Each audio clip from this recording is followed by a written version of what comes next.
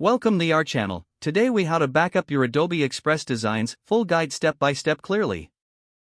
To back up your Adobe Express designs, start by logging into your Adobe Express account. Once logged in, navigate to your project dashboard. Here, you'll see all your existing designs listed. Select the design you want to back up. Click on the design to open it in the editing workspace.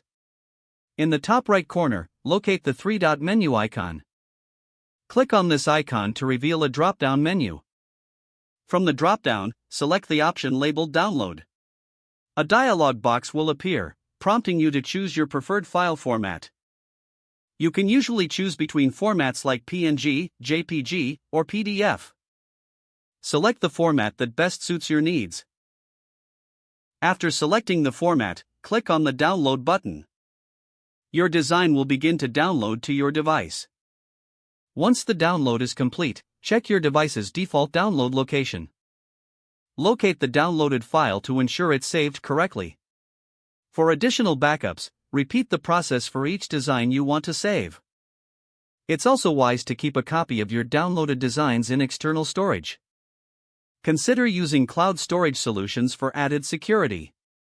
Services like Google Drive, Dropbox, or OneDrive are great options. Upload your downloaded files to the cloud storage of your choice.